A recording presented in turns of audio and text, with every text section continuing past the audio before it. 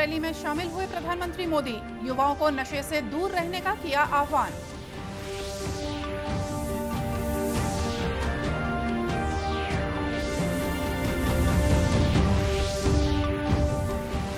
छत्तीसगढ़ में कम होने लगे कोरोना के मरीज। रायपुर और दुर्ग जिलों से हटाया गया नाइट कर्फ्यू।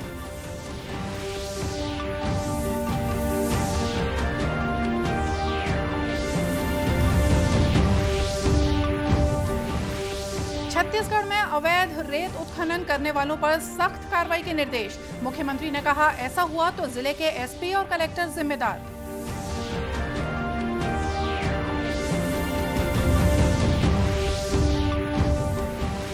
और ठंडी हवाओं से ठिठुरा छत्तीसगढ़। सरगुजा, बिलासपुर और दुर्ग संभाग शीतलहर की चपेट में।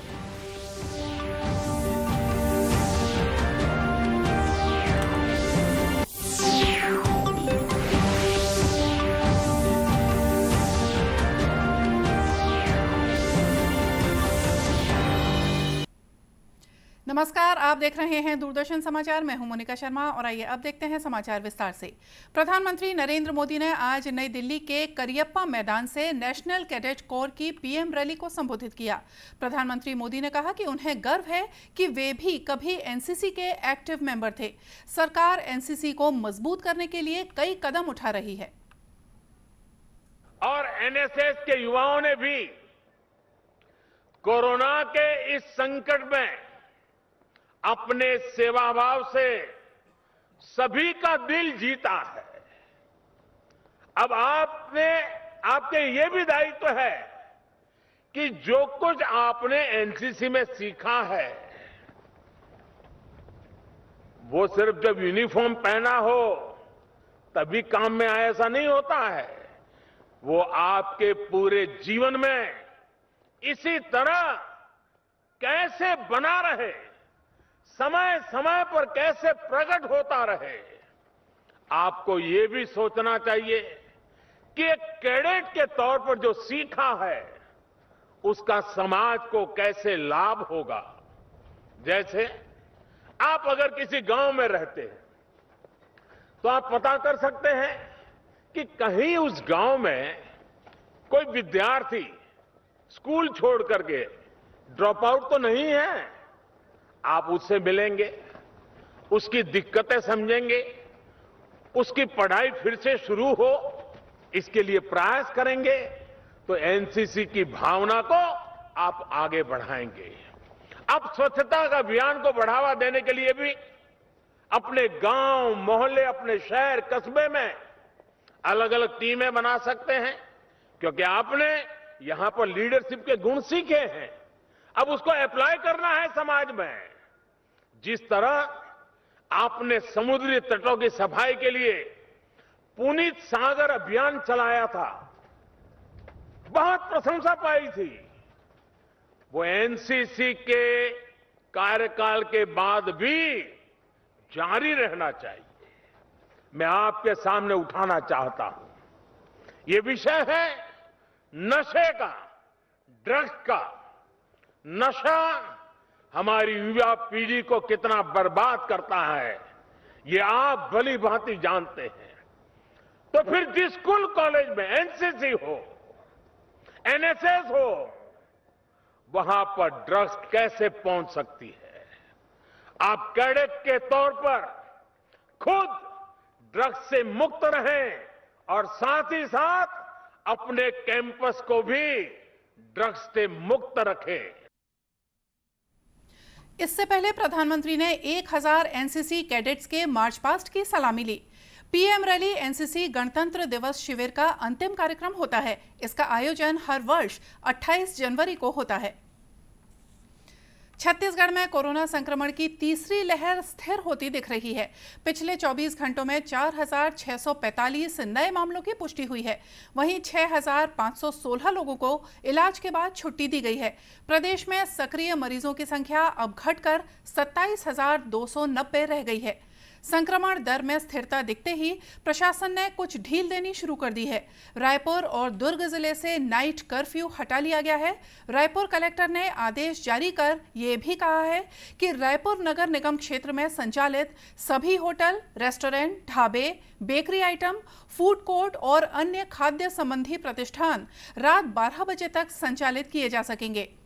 छत्तीसगढ़ में कोरोना संक्रमण से बचाव के लिए 18 वर्ष से अधिक की 70% आबादी को दोनों टीके लगाए जा चुके हैं। प्रदेश में अब तक इस आयु वर्ग के 1,37,16,317 लोगों को कोरोना रोधी टीके की दोनों खुराकें दी जा चुकी हैं। राज्य में 18 वर्ष से अधिक के 99% और 15 से 18 वर्ष के 57% जनसंख्या को पहला टीका लग चुका है। राष्ट्रव्यापी कोविड टीकाकरण के तहत देश में अब तक 164 करोड़ 44 लाख से ज्यादा टीके लगाए गए हैं। स्वास्थ्य मंत्रालय ने कहा है कि कल 2,51,000 से ज्यादा लोग संक्रमित हुए हैं, जबकि 3,47,000 से ज्यादा लोग संक्रमण से ठीक हुए हैं। इस समय देश में 21 लाख से ज्यादा लोगों का उपचार चल रहा है। गरियाबंद पुलिस ने एक वन्यजीव तस्कर से एक जिंदा पेंगोलिन बरामद किया है। तस्कर इसे बेचने की कोशिश कर रहा था। मुखबिर से सूचना मिलने पर पुलिस ग्राहक बनकर तस्कर के पास पहुंची। उसके बाद घेराबंदी कर तस्कर को पेंगोलिन के साथ गिरफ्तार कर लिया। गरियाबंद के पुलिस अधीक्षक JR ठाकुर ने बताया कि इस मामले में रसेला निवासी तरुण ठाकुर को गिरफ्तार कर उन्हें जेल भेज दिया गया है। गांव के पास में एक अज्ञात व्यक्ति ये साल खपरी, इसको पेंगोलिन कहते हैं, इसके बेचने के फिराक में है। इसमें भी हमारा जो विशेष टीम है थाना पीपलछड़ी के द्वारा एक कस्टमर बन के उनके पास बनाकर भेजा गया और 7 से 8 लाख रुपए के बीच में इनके आपस में बातचीत। एक कस्टमर बन के जाने के बाद जब उससे पकड़े और पूछताछ किए और से इस साल खपरी पेंगोलिन के बारे में एक वैधानिक दस्तावेज की मांग की गई, तो आरोपी के द्वारा प्रस्तुत नहीं किया गया। इसको हिरासत में लेकर लिया गया। उसके बाद पूछताछ किया तो इसने अपना नाम बताया। इसने तरुण ठाकुर, जो कि छुराछार थाना क्षेत्र के रसेला का रहने वाला है, और जब इसने कोई वैधानिक दस्तावेज नहीं दिया तो उसको हिरासत में लेकर वन्य प्राणी अधिनियम की धारा 9, 39 ख और 52 के तहत कार्रवाई की गई है। पुलिस इस बरामद पेंगोलिन को वन विभाग को सौंपने की तैयारी में है। आपको बता दें कि छत्तीसगढ़ के जंगलों में पेंगोलिन एक संकटग्रस्त प्रजाति है, जिसकी तस्करी की खबरें पहले भी आती रही हैं। मुख्यमंत्री भूपेश बघेल ने अवैध रेत उत्खनन करने वालों के विरुद्ध सख्त कार्रवाई करने के निर्देश दिए हैं। मुख्यमंत्री ने सभी जिलों के कलेक्टर और SP से कहा है कि किसी भी जिले में अवैध रेत उत्खनन नहीं होना चाहिए। किसी भी जिले से अवैध रेत उत्खनन की शिकायत मिलने पर कलेक्टर और SP व्यक्तिगत रूप से जिम्मेदार होंगे। अवैध उत्खनन पर कार्रवाई नहीं होने पर जिले के अधिकारियों की जिम्मेदारी तय की जाएगी और उनके विरुद्ध कड़ी कार्रवाई होगी। मुख्यमंत्री ने अवैध उत्खनन रोकने के लिए कलेक्टर और SP को खुद मॉनिटरिंग करने के निर्देश दिए हैं। मुख्यमंत्री ने कहा कि जहां रेत के अवैध उत्खनन और परिवहन की शिकायतें मिलती हैं, वहां खनिज विभाग के अधिकारियों और मैदानी अमले से नियमित रूप से निरीक्षण कराया जाए। उन्होंने कहा कि इन कार्यों में संलिप्त लोगों के खिलाफ प्रकरण तैयार किए जाएं। परिवहन के लिए प्रयुक्त वाहनों को जब्त करने की कार्रवाई भी की जाए। प्रदेश के गृह और लोक निर्माण मंत्री ताम्रध्वज साहू आज बेमेतरा जिले के दौरे पर हैं। श्री साहू ने बेरला नगर पंचायत में 3 करोड़ 50 लाख रुपए के विकास कार्यों का भूमि पूजन और लोकार्पण किया। गृह मंत्री ताम्रध्वज साहू ने कहा कि जनता की सुविधाओं को देखते हुए यहां विकास कार्यों को संचालित किया जा रहा है। बेरला नगर पंचायत द्वारा लगभग 3 करोड़ के कार्यों का भूमि पूजन और लोकार्पण दोनों रखा गया था। माननीय विधायक आशीष छाबड़ा जी ने मुझे आमंत्रित किया था। नगर पंचायत के अध्यक्ष और सभी पार्षदों ने कहा था, आने का अवसर मिला, सबसे मिलने का भी अवसर मिला, अच्छा लगा।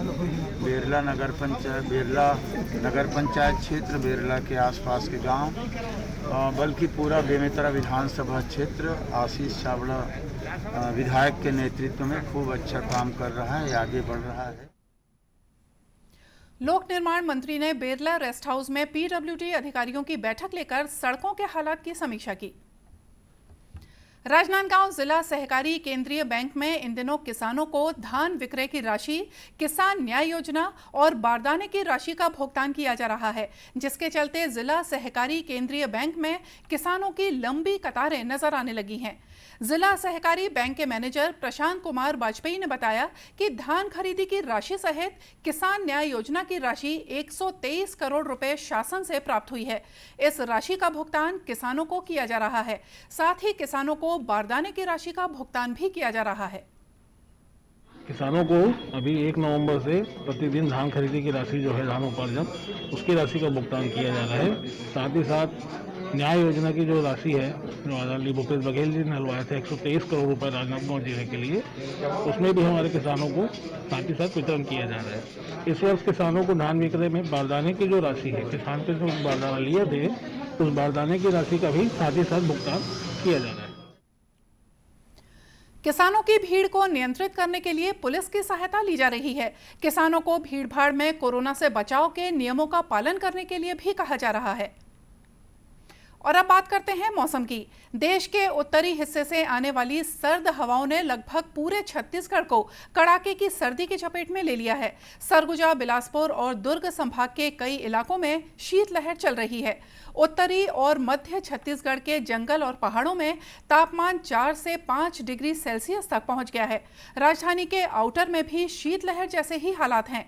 मौसम विभाग ने अगले 24 घंटों में सरगुजा, दुर्ग और बिलासपुर संभाग में शीतलहर के साथ कोल्ड डे का अलर्ट भी जारी कर दिया है।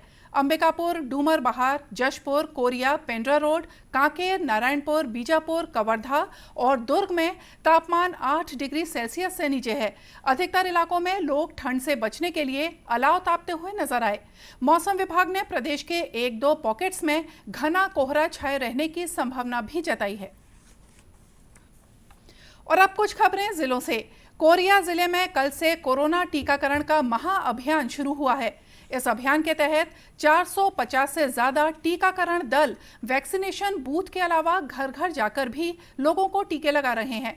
कोरिया कलेक्टर कुलदीप शर्मा ने कहा कि इस अभियान का मकसद है कि जो लोग अभी भी कोरोना का टीका लेने से बच गए हैं, उन्हें टीके लगाए जाएं।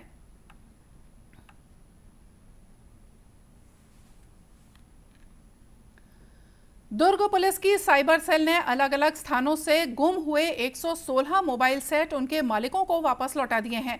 ये सभी मोबाइल खो जाने के बाद राज्य के अलग अलग जिलों में एक्टिव हो गए थे। IMEI नंबर के आधार पर पुलिस ने सभी मोबाइल्स को ट्रेस किया और एक्टिव मोबाइल को जब्त कर पीड़ितों को वापस लौटा दिया।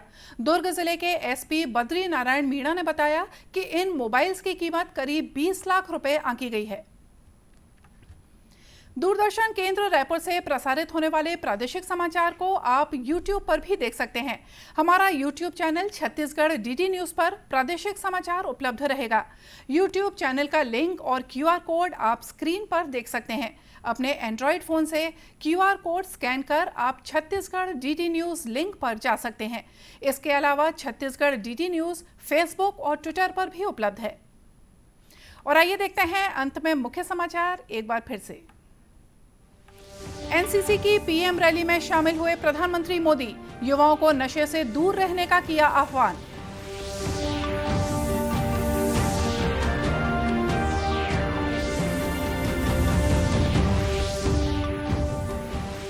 छत्तीसगढ़ में कम होने लगे कोरोना के मरीज, रायपुर और दुर्ग जिलों से हटाया गया नाइट कर्फ्यू।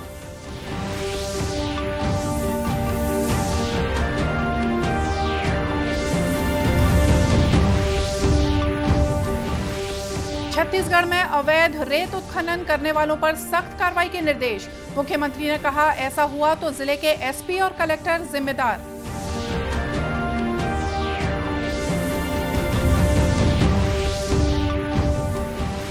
और ठंडी हवाओं से ठिठुरा छत्तीसगढ़, सरगुजा, बिलासपुर और दुर्ग संभाग शीतलहर की लपेट में।